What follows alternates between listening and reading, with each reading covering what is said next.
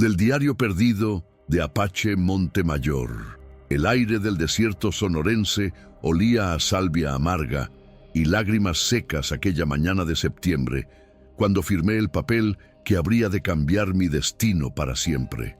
Las letras bailaban ante mis ojos como serpientes negras sobre el pergamino amarillento, pero mi mano, curtida por años de trabajo bajo el sol inclemente, trazó mi nombre con la determinación del condenado. $1. Eso fue el precio de mi alma. Don Evaristo Mendoza, el intermediario de barba canosa y sonrisa de víbora, había llegado a nuestra humilde propiedad cuando las deudas nos ahogaban como arena movediza. Mi abuela Remedios había intentado disuadirme con sus ojos de obsidiana, esos que veían más allá del velo del tiempo, pero el hambre no entiende de profecías ni de supersticiones. Es un contrato de trabajo honrado, muchacho, me había susurrado Mendoza mientras el viento arrastraba el polvo rojizo por el patio. Una corporación española necesita hombres fuertes para sus operaciones textiles. 3 años de servicio y todas las deudas de tu familia quedarán saldadas. Las manos me temblaron al recordar el funeral de mis padres apenas 6 meses atrás. El accidente en la mina había sido tan súbito, tan conveniente para quienes codiciaban nuestras tierras ancestrales. Pero un hijo no cuestiona la voluntad divina cuando el dolor lo consume como fuego sagrado. Si quieres más historias como esta, suscríbete al canal y activa las notificaciones. El peso de la moneda de plata en mi palma se sintió como hielo ardiente. Don Evaristo la había colocado ahí con una reverencia teatral, como si fuera un sacramento perverso. La corporación Valdemar, explicó, requería este simbolismo para formalizar la transacción. $1 americano, nueva acuñación, por 3 años de mi juventud. Mi abuela Remedios había permanecido en el umbral de nuestra casa de adobe, envuelta en su rebozo negro, mientras yo sellaba nuestro destino. Su silencio pesaba más que todas las palabras del mundo, y cuando finalmente habló, sus palabras se clavaron en mi corazón como dagas envenenadas. Los dioses de nuestros antepasados no perdonan a quienes venden lo que no les pertenece, Apache. Tu nombre lleva el peso de guerreros que jamás se arrodillaron ante el oro español. Pero ya era tarde. El papel estaba firmado. La moneda cambiaba de manos, y mi libertad se desvanecía como el rocío matutino en el desierto. Lo que no sabía entonces era que aquel dólar maldito sería apenas el primer eslabón de una cadena que me conduciría hacia un destino que jamás imaginé. Porque en las sombras de aquella transacción se ocultaba una mujer cuyo corazón guardaba secretos tan profundos como las minas de plata de nuestras montañas. Pero eso, querido diario, era algo que descubriría muy pronto. De las cartas nunca enviadas de Esperanza Valdemar. Querido hermano Eduardo, que ya no podrás leer estas líneas. He llegado a esta tierra de fuego y olvido que llaman Sonora, y el calor abrasa no solo la piel, sino también los recuerdos que traigo clavados en el alma. El tren me dejó en una estación polvorosa, donde el aire vibra como cristal quebrado bajo el sol despiadado, y desde el primer momento supe que México sería mi purgatorio o mi redención. Papá me envió aquí con el pretexto de supervisar las operaciones textiles de la corporación, pero ambos sabemos la verdad. Huyo del escándalo en Madrid, del matrimonio con el conde de Aguirre que me habrían impuesto como una corona de espinas, y sobre todo, huyo de tu fantasma que me persigue por los corredores de nuestra casa ancestral. La hacienda que servirá como centro de operaciones se alza como una fortaleza colonial en medio de la nada, con gruesos muros de adobe que guardan secretos bajo su frescura engañosa. Los peones la llaman la esperanza perdida, nombre que me arranca una sonrisa amarga cada vez que lo escucho. ¿Acaso el destino tiene sentido del humor o es simplemente cruel? Esta mañana conocí al hombre que papá adquirió por $1. Apache Montemayor se presentó ante mí en el patio central, bajo la sombra fresca de los naranjos, y por un instante el mundo se detuvo como si los mismos ángeles contuvieran la respiración. Sus ojos, del color del ámbar líquido, me miraron con una mezcla de dignidad herida y orgullo inquebrantable que me recordó a los retratos de guerreros aztecas en los libros de historia. Sus manos, Eduardo, sus manos me turbaron de una manera que no logro explicar con palabras. Curtidas por el trabajo, con cicatrices que hablaban de batallas silenciosas contra la adversidad, pero elegantes como las de un príncipe caído en desgracia. Cuando me entregó los papeles de inventario, nuestros dedos se rozaron apenas un instante y sentí como si tocara fuego sagrado. «Señorita Valdemar», me dijo con una voz profunda, como el rumor del viento en las montañas. «Bienvenida a territorio mexicano». No había servilismo en su tono, ni la humildad fingida que esperaba de un peón contratado. Había algo más, una corriente subterránea de rebeldía que reconocí porque también corre por mis venas, aunque por razones muy diferentes.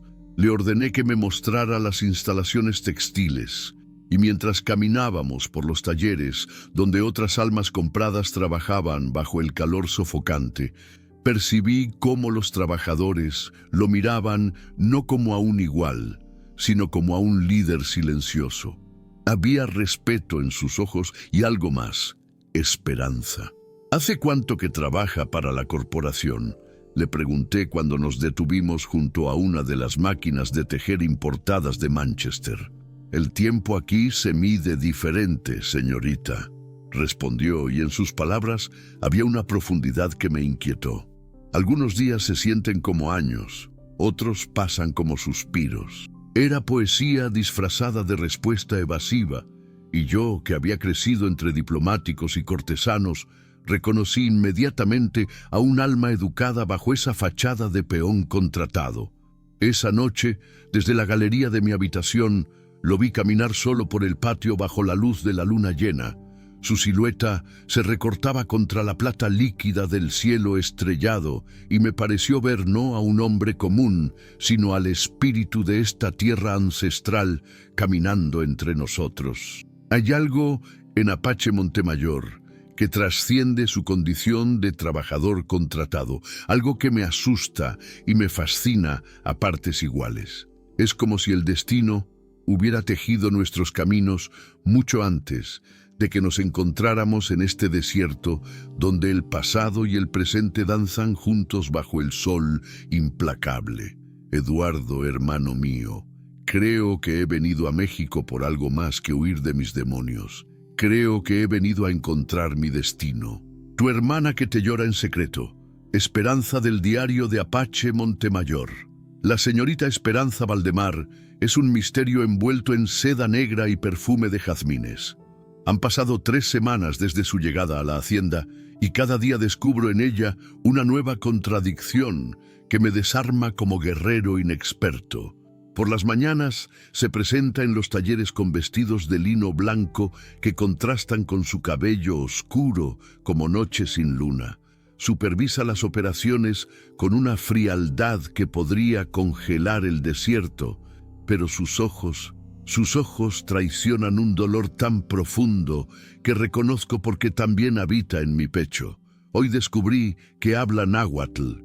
Estaba mediando en una disputa entre 2 trabajadores otomíes cuando ella apareció de improviso y se dirigió a ellos en la lengua de nuestros ancestros. Su pronunciación era imperfecta, teñida del acento castellano, pero suficientemente clara para calmar los ánimos y resolver el conflicto con una sabiduría que me dejó sin palabras. ¿Dónde aprendió la lengua de mi pueblo?, le pregunté cuando nos quedamos solos junto a la fuente del patio central. «Mi hermano», respondió, y por primera vez vi una grieta en su armadura de hielo. Eduardo estudió las culturas prehispánicas. Decía que para comprender verdaderamente una tierra había que conocer el alma de sus primeros habitantes. Habló de su hermano en pasado con una tristeza tan honda que el aire pareció espesarse entre nosotros.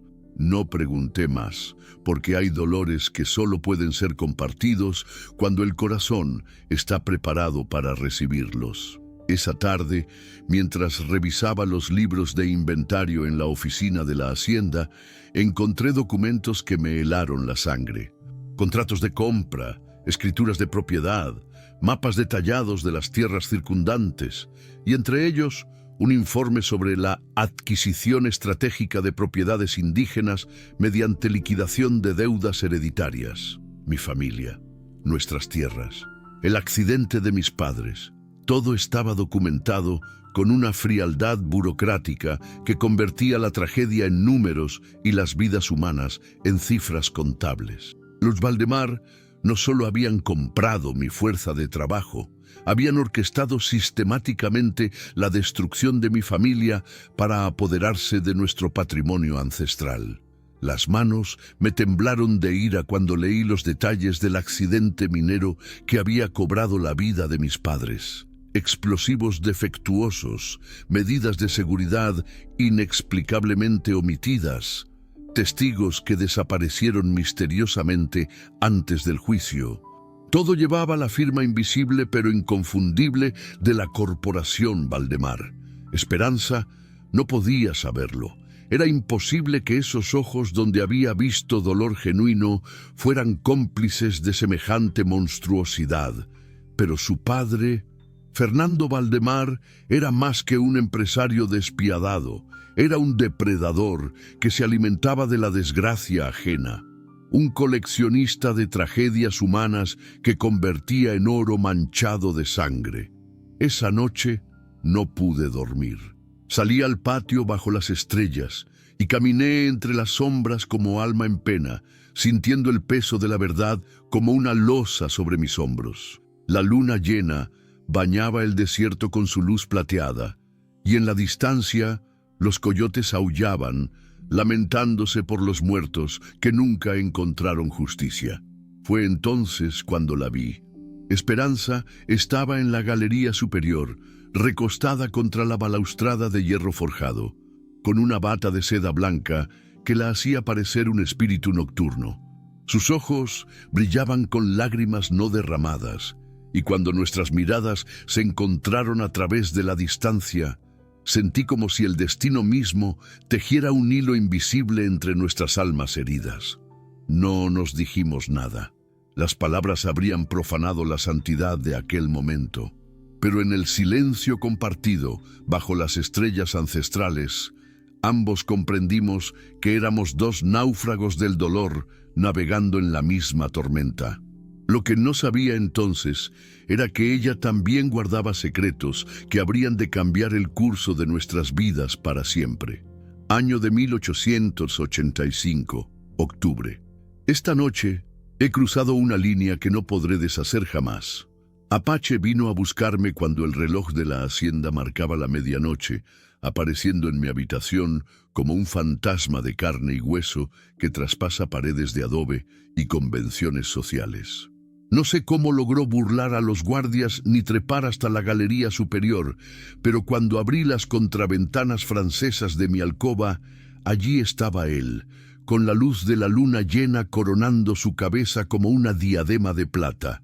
«Necesito mostrarle algo», me dijo con esa voz que hace temblar las fibras más íntimas de mi ser. Debí negarme, debí llamar a los guardias. Debí comportarme como la señorita respetable que mi educación me había enseñado a ser. Pero hay momentos en la vida cuando el corazón grita más fuerte que la razón. Y esa noche mi alma sedienta de verdad no pudo resistirse al llamado de sus ojos de ámbar líquido. Me envolví en mi mantón de Manila, el mismo que Eduardo me había regalado en mi último cumpleaños, y lo seguí por senderos secretos que serpentean entre los matorrales de salvia hasta llegar a una hondonada oculta donde los antepasados de Apache habían construido un templo de piedra que el tiempo había medio sepultado bajo la arena del desierto. Las ruinas emergían de la tierra como los huesos de un gigante dormido, y bajo la luz espectral de la luna, Los jeroglíficos tallados en la piedra parecían cobrar vida propia. Apache encendió una pequeña fogata con la destreza de quien conoce los secretos del fuego, y las llamas danzaron proyectando sombras misteriosas sobre los muros ancestrales. «Aquí», me dijo señalando una piedra cubierta de símbolos que mis ojos ignorantes no sabían descifrar, «está la historia verdadera de mi familia. No la versión que aparece en los documentos oficiales de su padre. Sus palabras cayeron sobre mí como gotas de plomo derretido. ¿Mi padre? ¿Qué tenía que ver Fernando Valdemar con las piedras ancestrales de un templo perdido en el desierto sonorense?» Apache comenzó a hablar, y sus palabras fueron desgranando una verdad terrible como cuentas de rosario ensangrentado. Me contó sobre el accidente que había cobrado la vida de sus padres, sobre los documentos que había encontrado en los archivos de la Hacienda, sobre la red sistemática de apropiación de tierras indígenas que la Corporación Valdemar había tejido como una araña venenosa por todo el territorio mexicano. Cada revelación era un puñal que se clavaba en mi conciencia, mi familia, mi apellido, mi herencia. En todo estaba manchado con la sangre de inocentes cuyo único crimen había sido nacer en tierras que otros codiciaban. Eduardo sabía, susurré cuando Apache terminó su relato. Mi hermano había descubierto la verdad. Las lágrimas que había contenido durante meses finalmente encontraron cauce y lloré como no lo había hecho desde la muerte de Eduardo.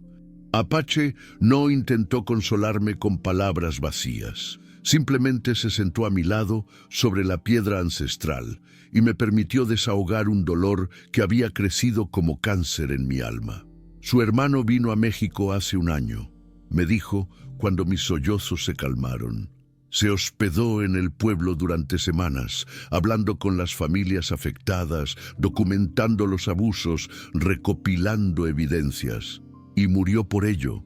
Completé la frase con una amargura que sabía a lágrimas y tierra seca.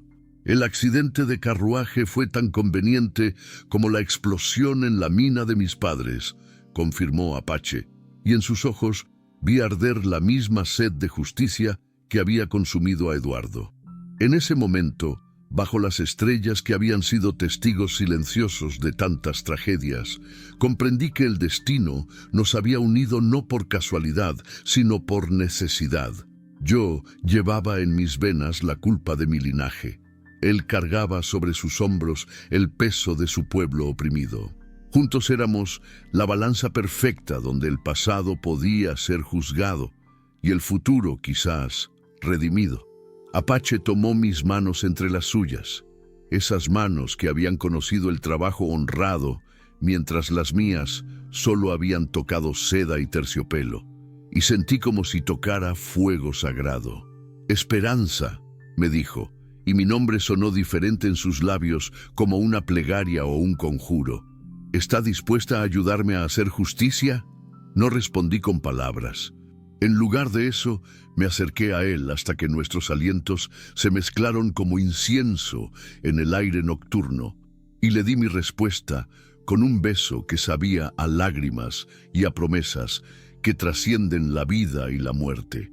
Esa noche sellamos una alianza que habría de cambiar no solo nuestros destinos, sino el curso mismo de la historia. Los días que siguieron a aquella noche en las ruinas ancestrales transcurrieron como una danza peligrosa entre la esperanza y el abismo. Esperanza y yo nos convertimos en conspiradores silenciosos, compartiendo miradas cargadas de secretos durante el día y encontrándonos en las sombras cuando la luna alta guardaba nuestros encuentros clandestinos. Ella había comenzado a sabotear sutilmente las operaciones de su padre desde dentro, alterando documentos, perdiendo correspondencia importante, demorando decisiones cruciales con una maestría que solo alguien educado en los salones diplomáticos de Madrid podía poseer. Mientras tanto, yo había establecido contacto con otros trabajadores comprados por la corporación, tejiendo una red de resistencia que se extendía como raíces subterráneas por todo el territorio sonorense. Remedios, mi abuela, había notado el cambio en mí desde el primer día. «Caminas diferente, nieto», me dijo una tarde mientras preparaba sus remedios tradicionales en el patio trasero de nuestra vieja casa. «Como si llevaras 2 corazones latiendo en tu pecho». No podía negárselo. El amor por Esperanza había despertado en mí una fuerza que no sabía que existía, pero también una vulnerabilidad que me aterraba. Amar a la hija de mi enemigo era como beber veneno esperando que el otro muriera, pero mi corazón había tomado ya decisiones que mi mente no podía deshacer. «Las piedras ancestrales me han hablado en sueños», continuó Remedios, removiendo hierbas secas en su mortero de basalto. «Dicen que el guardián de la tierra ha despertado, pero que el precio de la justicia será más alto de lo que imaginas». Sus palabras me inquietaron más de lo que quise admitir. Mi abuela poseía el don de ver más allá del velo del tiempo, y sus profecías raramente se equivocaban. Pero el amor hace sordos a los hombres ante las advertencias del destino, y yo ya estaba perdido en los ojos de obsidiana de Esperanza Valdemar. La tormenta estalló un jueves de noviembre. Don Fernando Valdemar llegó inesperadamente a la hacienda acompañado de una comitiva de hombres armados y funcionarios gubernamentales. Su presencia llenó el aire de una tensión eléctrica que los animales percibieron antes que los humanos. Los caballos se inquietaron en las cuadras, los perros aullaron como si presintieran la muerte, y hasta las palomas abandonaron los tejados en bandadas nerviosas.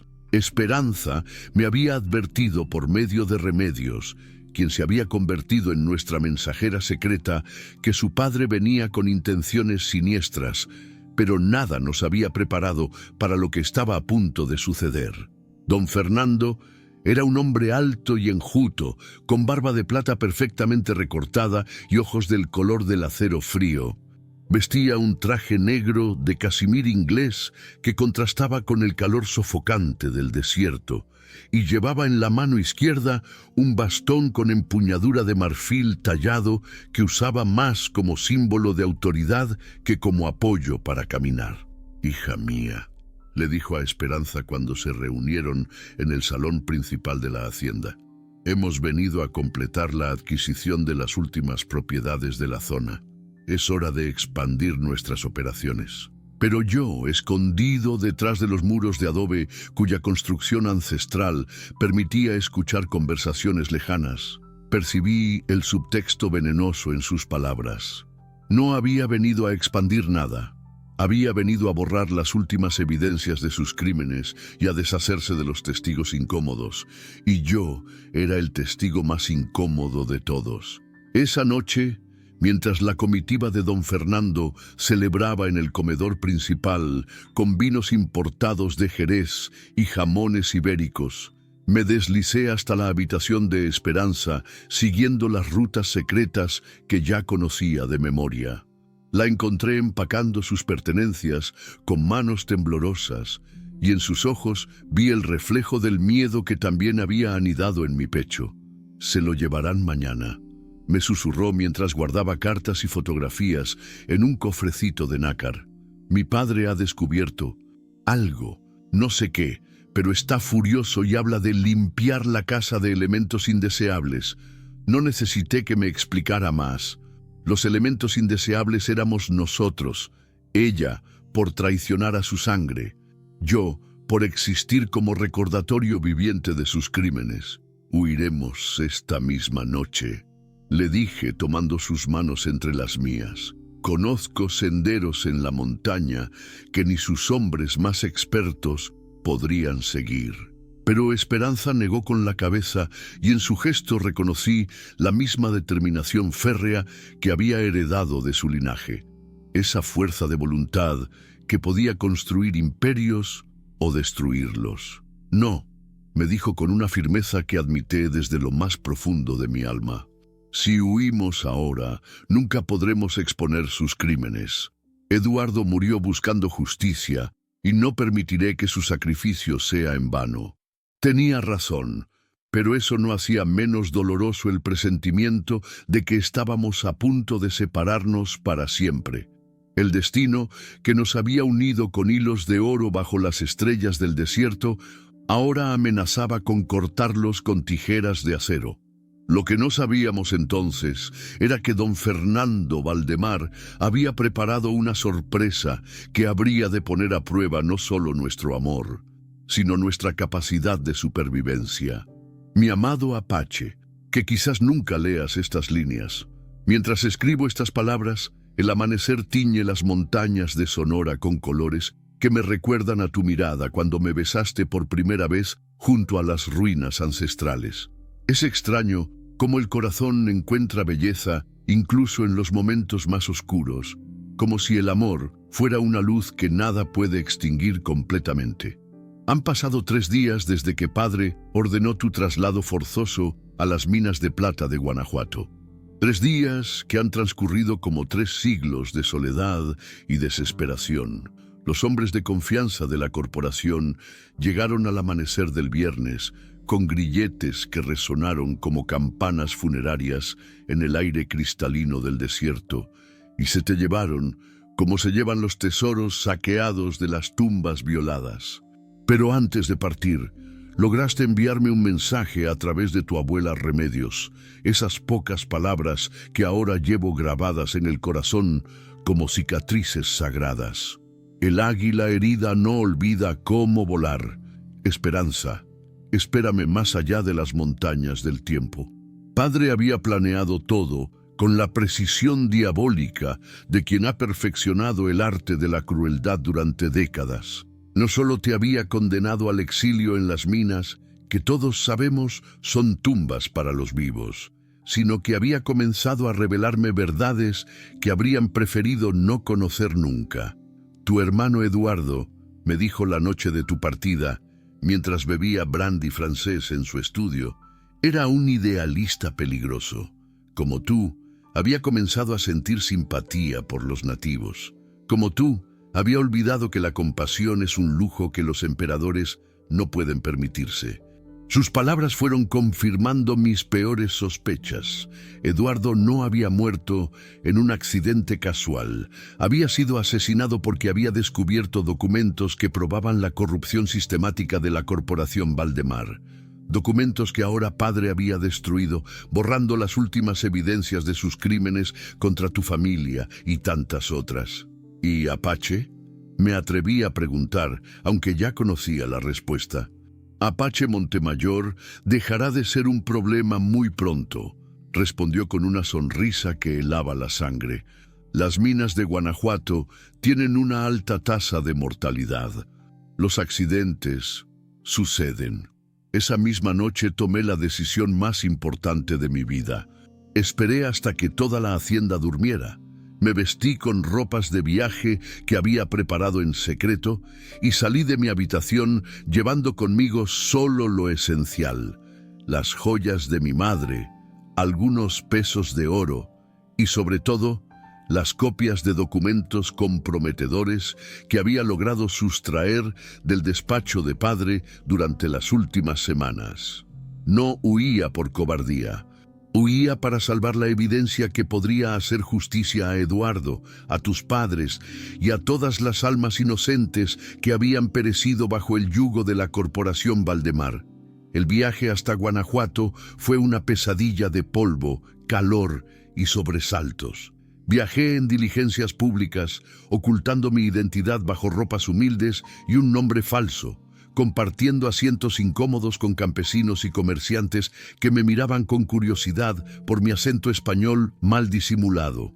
Pero cada legua recorrida me acercaba a ti, y eso bastaba para darme fuerzas. Las minas de plata se alzaban en las montañas guanajuatenses como heridas abiertas en la carne de la tierra. El aire olía a azufre y desesperación, y los hombres que salían de los túneles parecían fantasmas cubiertos de polvo blanquecino que les daba un aspecto espectral. Te encontré al 4.º día de búsqueda. Estabas más delgado, con nuevas cicatrices en las manos y una mirada que había conocido profundidades de sufrimiento que yo no podía ni imaginar. Pero cuando nuestros ojos se encontraron en el patio de la mina, durante el breve descanso que permitían a los trabajadores, sentí como si el sol volviera a brillar después de un eclipse total. No pudimos hablar mucho.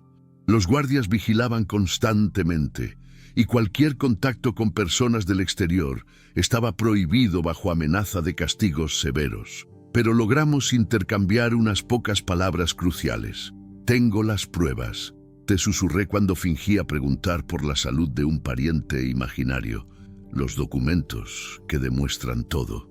Mi gente está lista», respondiste con voz ronca por el polvo de las minas. Solo esperamos el momento adecuado. Ese momento llegó más pronto de lo que imaginábamos. Pero esa, amor mío, es una historia que habrá de continuar cuando nos volvamos a encontrar bajo las estrellas que fueron testigos de nuestro primer beso. Tuya hasta que se sequen los océanos, Esperanza Diciembre de 1885. La libertad tiene un sabor que solo conocen quienes han probado el amargo metal de las cadenas. Cuando escapé de las minas de Guanajuato en una noche sin luna, llevando conmigo a 12 compañeros de cautiverio que habían perdido todo excepto la sed de justicia, sentí como si renaciera de las cenizas de mi propia muerte. Esperanza había orquestado nuestra fuga con una precisión que habría envidiado el más astuto de los estrategas militares. Sobornos calculados, guardias distraídos, caballos esperándonos en lugares estratégicos, documentos falsificados que nos darían identidades temporales. Todo había sido planeado durante semanas de encuentros secretos donde su amor por mí se había transformado en una determinación de acero templado. El viaje de regreso a Sonora fue una travesía épica que nos transformó de fugitivos desesperados en una hermandad forjada por el sufrimiento compartido. Mis compañeros de escape no eran simples peones, eran descendientes de pueblos originarios que habían sido despojados de sus tierras por métodos similares a los que habían destruido a mi familia. Otomíes, tarahumaras, yaquis, todos unidos por el dolor común y la esperanza de un futuro donde la justicia no fuera un privilegio exclusivo de los poderosos. Durante las noches alrededor de las fogatas clandestinas, mientras los coyotes aullaban su lamento ancestral a las estrellas, Esperanza me reveló el secreto más devastador de todos. Había encontrado los documentos originales que Eduardo había logrado ocultar antes de su muerte. Escrituras que demostraban que yo no era simplemente Apache Montemayor, nieto de una curandera respetada. Era Apache Montemayor, último descendiente directo del cacique Mangas Coloradas, heredero legítimo de tierras que se extendían por miles de hectáreas y que habían sido robadas mediante contratos fraudulentos y asesinatos encubiertos durante más de 2 décadas. Los dioses de nuestros antepasados tenían razón, me dijo mi abuela Remedios cuando regresamos al pueblo, y le conté toda la verdad. Tu nombre no era casualidad. Tus padres te llamaron Apache porque sabían quién eras realmente, pero guardaron el secreto para protegerte. Las piedras ancestrales del templo oculto cobraron un significado completamente nuevo. No era solo un lugar sagrado, era la tumba de mis antepasados directos, el corazón mismo de un territorio que me pertenecía por derecho de sangre y herencia ancestral. Esperanza y yo nos convertimos en algo más que amantes clandestinos.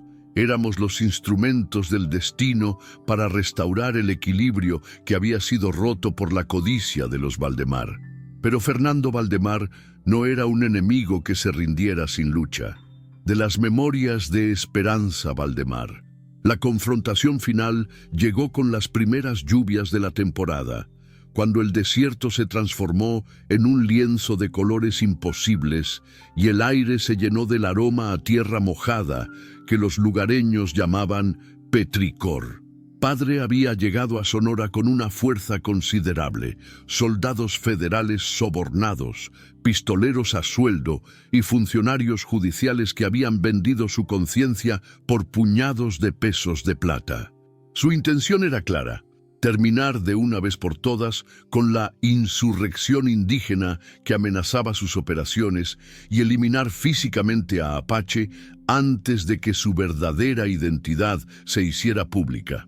Pero Apache ya no era el joven desesperado que había firmado un contrato por $1. Se había transformado en algo más poderoso, un símbolo viviente de resistencia que había unido a docenas de comunidades dispersas bajo una sola bandera de justicia. El enfrentamiento decisivo tuvo lugar en el mismo templo ancestral donde Apache y yo habíamos sellado nuestro amor bajo las estrellas. Las ruinas se convirtieron en un campo de batalla donde el pasado y el presente chocaron con la furia de los elementos desatados. Yo había llegado allí llevando conmigo el cofre de documentos que Eduardo había logrado recopilar antes de su muerte. Contratos falsificados, correspondencia comprometedora, registros de sobornos, testimonios de testigos que habían sido silenciados. Toda la evidencia necesaria para destruir el imperio criminal de mi padre y restaurar las tierras a sus dueños legítimos. ¡Esperanza!, gritó Fernando cuando me vio aparecer entre las piedras milenarias. Te has vuelto completamente loca. Vas a destruir el legado de nuestra familia por un indio ignorante. Su voz resonó entre las ruinas como el rugido de una bestia herida, pero ya no me inspiraba el terror reverencial de mi infancia. Por primera vez en mi vida veía a mi padre como lo que realmente era, un hombre pequeño y cruel, cuya única grandeza consistía en la capacidad de hacer sufrir a otros.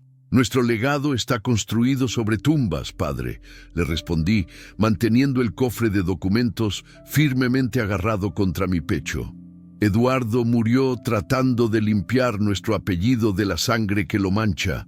Yo terminaré lo que él comenzó. La batalla que siguió fue breve pero brutal. Los hombres de Apache, descendientes de guerreros que habían luchado contra conquistadores y colonizadores durante siglos, conocían cada piedra, cada sendero, cada escondite de aquellas montañas sagradas. Los soldados federales, acostumbrados a combatir en terreno abierto, se encontraron perdidos en un laberinto de cañones y barrancos donde cada sombra podía ocultar un enemigo. Pero la victoria verdadera no se decidió con balas ni machetes. Se decidió cuando logré hacer llegar los documentos de Eduardo a la capital del estado, donde un juez honesto, de esos pocos que aún no habían vendido su alma, los examinó y ordenó inmediatamente la detención de Fernando Valdemar por múltiples cargos de fraude, asesinato y crímenes contra la humanidad. Ver a mi padre esposado como un criminal común fue uno de los momentos más dolorosos y liberadores de mi vida. El hombre que había sido mi tirano durante 28 años, el emperador de un imperio construido sobre lágrimas y sangre, se había convertido en un anciano patético que temblaba de miedo ante la perspectiva de enfrentar finalmente la justicia que había eludido durante décadas. Tu hermano Eduardo estaría orgulloso, me susurró Apache cuando todo terminó, abrazándome entre las ruinas donde habíamos encontrado nuestro destino. Y por primera vez, desde la muerte de Eduardo, sentí que podía respirar sin que el peso de la culpa aplastara mis pulmones. Del diario conjunto de Apache y Esperanza Montemayor. Un año después, octubre de 1886, escribimos estas líneas juntos, con 4 manos entrelazadas sobre el mismo papel, en la galería de la casa que hemos construido, donde antes se alzaba la hacienda La Esperanza Perdida. Es una casa diferente, edificada con adobe tradicional y madera de los bosques serranos, pero diseñada con la elegancia que Esperanza aprendió en los palacios madrileños y la funcionalidad que yo heredé de mis ancestros que sabían vivir en armonía con el desierto. Nuestro matrimonio fue una ceremonia que fusionó dos mundos que parecían irreconciliables. Esperanza vistió un huipil bordado por las mujeres yaquis del pueblo, mientras yo llevé una guayabera de lino blanco que ella misma había cosido durante las largas noches de espera. El padre Miguel bendijo nuestra unión según los ritos católicos, mientras Remedios, mi abuela, ahora también la suya, realizó las ceremonias ancestrales que ligan no solo a dos personas, sino a dos linajes en un destino común. El dólar que Fernando Valdemar había pagado por mi adquisición se ha convertido en el símbolo de nuestra nueva empresa. Una cooperativa textil que emplea a todas las familias que fueron despojadas por la Corporación Valdemar, pagándoles salarios justos y respetando las tradiciones que sus abuelos habían preservado durante siglos. Esperanza estudia Derecho por correspondencia con la Universidad Nacional, preparándose para convertirse en la primera abogada especializada en derechos indígenas del estado de Sonora. Sus tardes las pasa enseñando español a los niños del pueblo, mientras ellos le enseñan náhuatl, creando un puente de idiomas y culturas que Eduardo habría celebrado con lágrimas de alegría. Yo he recuperado no solo las tierras ancestrales de mi familia, sino también el conocimiento que creía perdido para siempre. Los ancianos de la región han comenzado a visitarnos, trayendo consigo historias, canciones, rituales y sabidurías que pensábamos extintas. Nuestra casa se ha convertido en un centro de preservación cultural donde el pasado conversa con el presente para construir un futuro más justo.